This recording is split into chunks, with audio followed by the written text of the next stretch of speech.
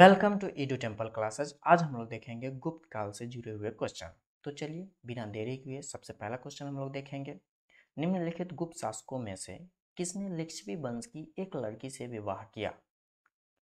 समुद्रगुप्त, सिरिगुप्त, चंद्रगुप्त प्रथम या फिर रामगुप्त? इसका सही आंसर होगा ऑप्शन नंबर सी, चंद्रगुप्त प्रथम। बढ़ते हैं आगे, देखेंगे व्याख्या। चंद्रगुप्त प्रथम एक गुप्त शासक था और उसने कुमार देवी नाम की एक लड़की से शादी की जो लिच्छवी वंश की थी। गौतम बुद्ध के समय में लिच्छवी वंश का मुख्यालय वर्तमान बिहार के वैशाली में था। बढ़ते हैं आगे। राजा शशांक जिसके खिलाफ हर्षवर्धन ने युद्ध की घोषणा की, वह डैश राज्य का शासक था? कन्याकुब्ज, जूनागढ़, मगध या फिर गौड़? इसका सही आंसर होगा ऑप्शन नंबर डी, गौड़। बढ़ते हैं आगे, देखेंगे व्याख्या। राजा शशांक जिसके खिलाफ हर्षवर्धन ने युद्ध की घोषणा की, गौड़ राज्य का शासक था। कर्ण सुवर्ण प्राचीन बंगाल के पहले महत्वपूर्ण राजा शशांक के शासनकाल के दौरान गौड़ साम्राज्य की राजधानी थी, जिन्होंने 7वीं शताब्दी में शासन किया था।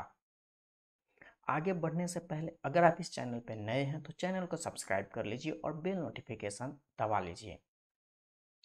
वाकाटक साम्राज्य की रानी रीजेंट प्रभावती गुप्ता कुबेर नाग और डैश की बेटी थी? स्कंदगुप्त, चंद्रगुप्त प्रथम, चंद्रगुप्त द्वितीय या फिर कुमारगुप्त? इसका सही आंसर होगा ऑप्शन नंबर सी, चंद्रगुप्त द्वितीय। बढ़ते हैं आगे, देखेंगे व्याख्या। प्रभावती गुप्ता एक गुप्त राजकुमारी और वाकाटक रानी थी जो महाराजा रुद्रसेन द्वितीय की पत्नी थी। प्रभावती गुप्ता गुप्त साम्राज्य के शासक चंद्रगुप्त द्वितीय और रानी कुबेर नाग की बेटी थी। बढ़ते हैं आगे। हर्ष चरित्र जो हर्ष की जीवनी है, डैश द्वारा लिखी गई थी? वाल्मीकि, स्वामी विश्वानंद, बाणभट्ट या फिर रविंद्रनाथ टैगोर? इसका सही आंसर होगा ऑप्शन नंबर सी, बाणभट्ट। बढ़ते हैं आगे, देखेंगे व्याख्या। हर्ष चरित्र हर्ष के कार्य बाणभट्ट द्वारा लिखित भारतीय सम्राट हर्ष की जीवनी है। वह हर्ष का दरबारी कवि था। बढ़ते हैं आगे। गुप्त प्रशासन के संदर्भ में विधि शब्द का संदर्भ से है?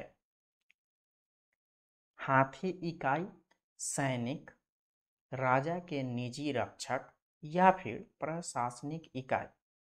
इसका सही आंसर होगा ऑप्शन नंबर डी, प्रशासनिक इकाई। बढ़ते हैं आगे, देखेंगे व्याख्या। गुप्त प्रशासन के संदर्भ में विधि शब्द का अर्थ प्रशासनिक इकाई से है। साम्राज्य को राज्य, राष्ट्र, देश, मंडला, पृथ्वी और अग्नि जैसे विभिन्न नामों से पुकारा जाता था। इसे प्रांतों में विभाजित किया गया था जिन्हें आगे विषयों में विभाजित किया गया था। एक विषयपति ने विषय का संचालन किया। विषय के एक भाग को विधि कहा जाता था। बढ़ते हैं आगे। थानेश्वर के शासन करने वाले पुष्यभूति डैश वंश के संस्थापक थे? पांड्यन, चेर, वर्धन या फिर चालुक्य?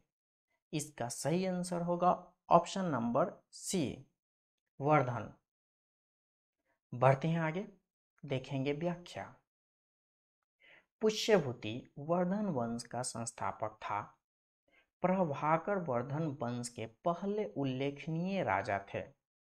इस राज्य वंश के अंतिम राजा हर्षवर्धन के अधीन राज्य वंश अपने गौरव पर पहुंच गया। बढ़ते हैं आगे। किस राज्य वंश ने 320 एडी से 550 एडी के बीच भारत पर शासन किया? मौर्य राज्य वंश, गोयसल राज्य वंश, मगध राजवंश या फिर गुप्त राजवंश। इसका सही आंसर होगा ऑप्शन नंबर डी, गुप्त राजवंश। बढ़ते हैं आगे, देखेंगे व्याख्या। गुप्त वंश ने 320 एडी से 550 एडी के बीच भारत पर शासन किया। साम्राज्य का पहला शासक चंद्रगुप्त प्रथम था। गुप्त साम्राज्य की स्थापना श्री गुप्त ने की थी।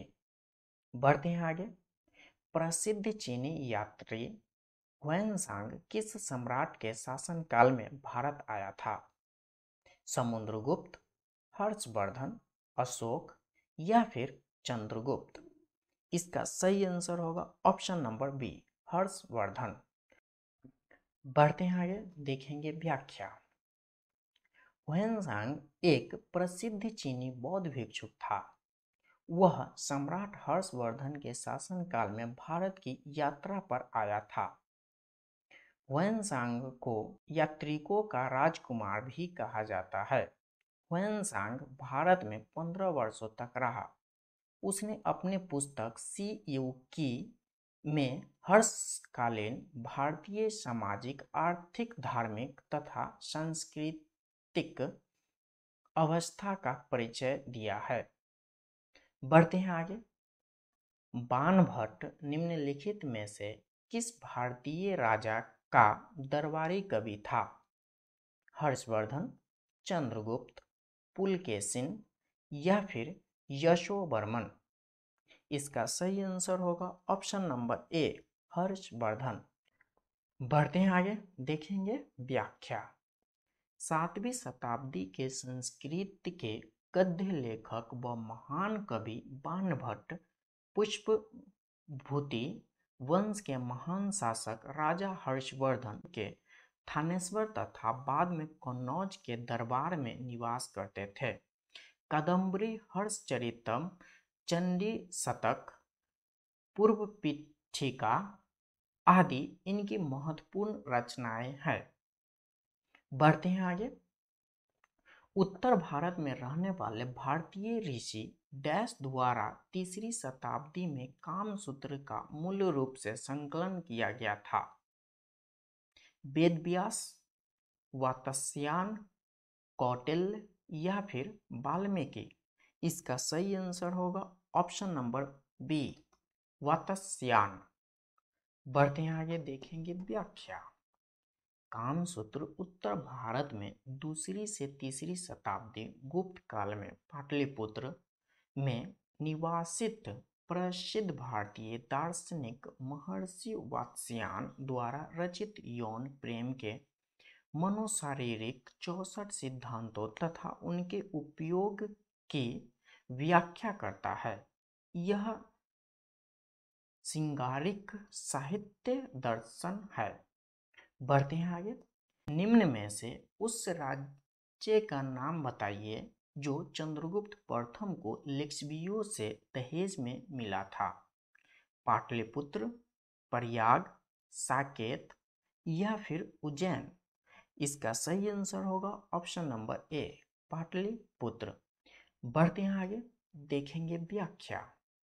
चंद्रगुप्त प्रथम 319 से 335 ईस्वी भारतीय इतिहास के सर्वाधिक प्रसिद्ध राजाओं में से एक था। उसने महाराजाधिराज की उपाधि ग्रहण की और लिच्छवी राज्य की राजकुमारी कुमार देवी के साथ विवाह कर पाटलिपुत्रा को दहेज में प्राप्त कर उसको अपनी राजधानी बनाया तथा मिथिला राज्य को अपने अधीन किया। बढ़ते हैं आगे, गुप्त काल के दौरान के सिक्कों को निम्न में से किस नाम से पुकारा जाता था? ड्रामा, दिनारस, टंका या फिर रूपका। इसका सही आंसर होगा ऑप्शन नंबर बी, दिनारस। बढ़ते हैं आगे, देखेंगे व्याख्या। गुप्त काल के दौरान सिक्कों को दिनारस के नाम से पुकारा जाता था। समुद्रगुप्त ने भावचित्रात्मक 5 प्रकार के सोने के सिक्के जारी किया था। जिनके वजन व सिक्कों की आकृति में भिन्नता थी। बढ़ते हैं आगे।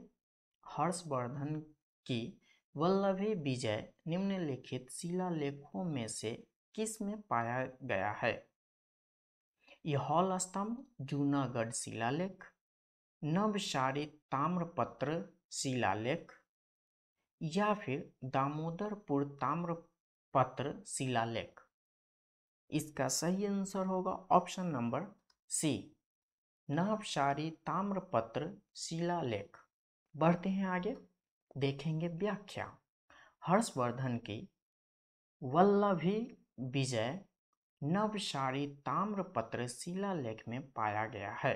हर्षवर्धन का युद्ध हुर्ण गुर्जर समूह के तीनों राज्यवंशों के एक परिसंघ से हुआ था, जिससे आरंभ के वल्लभी क्षेत्र में उसे सफलता मिली, किंतु नर्मदा के तट पर लड़े गए युद्ध में वह दद्दा द्वितीय एवं पुलके सिंह द्वितीय से पराजित हो गया। बढ़ते हैं आगे।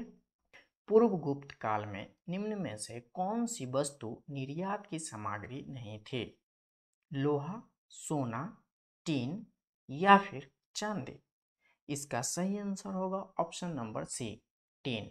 बढ़ते हैं आगे, देखेंगे व्याख्या। पूर्व गुप्त काल में टीन धातु निर्यात की सामग्री नहीं थी। इसके अलावा दिए गए विकल्पों में सभी धातु, लोहा, सोना तथा चांदी आयात निर्यात की सामग्री थी। बढ़ते हैं आगे।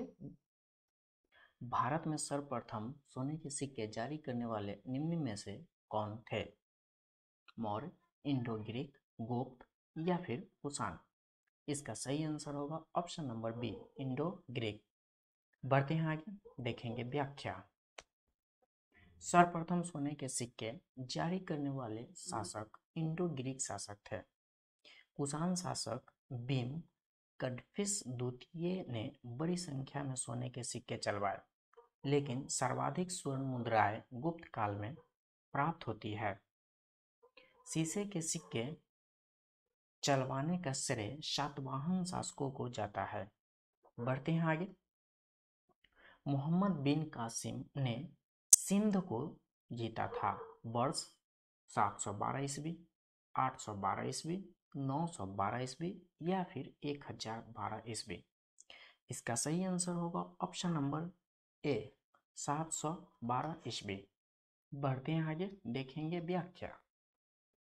मोहम्मद बिन कासिम अरबी मुसलमान था, जिन्होंने 712 ईस्वी में भारत पर आक्रमण किया था। इसने रावर का युद्ध में देवल बंदरगाह को अपने अधीन किया था। अरब पहले मुसलमान आक्रमणकारी थे जिन्होंने भारत पर आक्रमण किया था। बढ़ते हैं आगे। हर्षवर्धन अपनी धार्मिक सभा कहाँ आयोजित करता था? मथुरा, प्रयाग, वाराणसी या फिर पाटलिपुत्रा।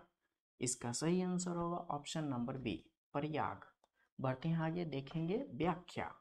हर्षवर्धन ने धार्मिक परिषद का आयोजन प्रयाग में 643 ईस्वी में किया था। इसे महामोक्ष परिषद भी कहा जाता है। अगर आपको वीडियो अच्छा लगे तो लाइक कीजिए, सब्सक्राइब कीजिए और शेयर जरूर कीजिए। So thanks for watching.